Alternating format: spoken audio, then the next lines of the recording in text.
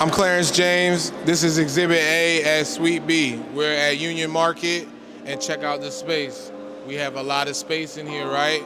So we got some museum-size art in the back. We got some conceptual work here. We got a nice capsule collection, you could call it, for the exhibition itself, about 43 original works. And in the back, we've got some juxtaposition of African cloth with the American designer patterns and trying to get the conversation started on that. So yeah, essentially over here we got Mylar blankets. You could call these immigration blankets, emergency blankets. They give you this and they tell you to be comfortable if you are detained or something like that. So I just wanted to take something that's obscure but has a human element that people don't notice and just get people thinking that. And then next to the sculpture in the middle of the room, we got a white picket fence with a television with some soda. Three very American things, symbols. You want that American dream, but you got to be careful. There's negatives to all that commercialization, all that consumerism, okay? It's negatives to the chips and the soda. It's given to you like fun and games, but it's given to you like entertainment. But in this race to want to get that white picket fence, that house, that safety and security, pursuit of happiness. So that's just bringing those to light. On this wall, we got, again, about 43 editions, original works. They're just human figures. It's portraiture.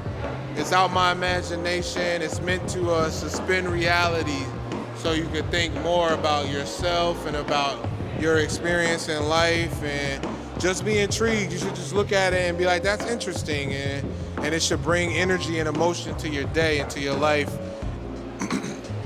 Behind me, we got some large paintings, a black cowboy and a black Civil War soldier. That is iconography. That's to add to the canon so that young black children can have simple images that give self-esteem, right? The same way Dallas Cowboys, John Wayne Cowboy, Gone with the Wind, sells that idea of American, manifest destiny, wrangling the West. So all that pride you get out of being American, right? Well, so can young black children.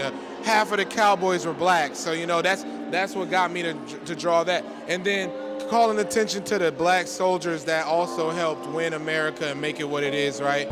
In the Civil War, the black infantries were crucial. They were monumental to the victory for the Union. So they got plenty of statues of the certain generals, but not a lot to the other people that contributed. So that's me adding to that. And then lastly, in the back, we have some African-derived symbolism, right? We procured some kente cloth up in New York City, a hub of cultural migration and immigration, right? And then made like an altar with some everyday items. Also just hung the mud cloth as if it was tapestry, and then created a piece out of Canal Street designer goods. You all know what that means. And it's on cardboard. I thought that was interesting because you buy it off of cardboard off the ground. And I thought it was interesting that Africans selling that, and first generation Africans are also selling their own thing, their own cultural item, and they're all trying to earn a living. And I just thought it was interesting. One has this luxury connotation, but it's derived from the African fabric and patterning. And it's just a comment on branding and culture and way of life and just how that happens every day.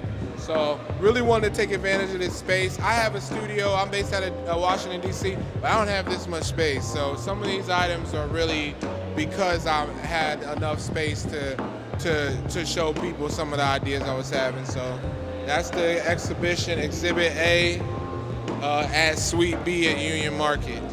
This is a beautiful show. I'm very grateful to be in this space. I'm grateful for your artistry. I have a few questions for you.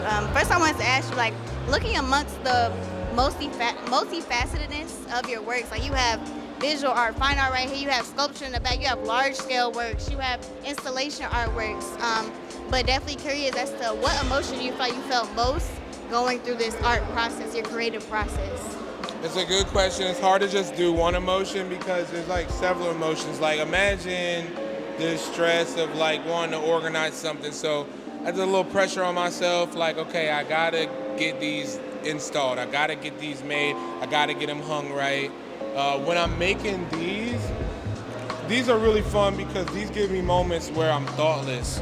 Whatever I think about all day, every day, I'm not thinking about it when I make these. I'm trying to be in the moment as best as I can. So that's more so that. This is more so like, I just want to connect people when I made this. You know, I'm not very specifically in any certain mood on the other ones, but these I can really speak to because I paint a lot of these for specifically what I said, right? The other ones, not so much. I just want people to be hopeful. I want people to be inspired.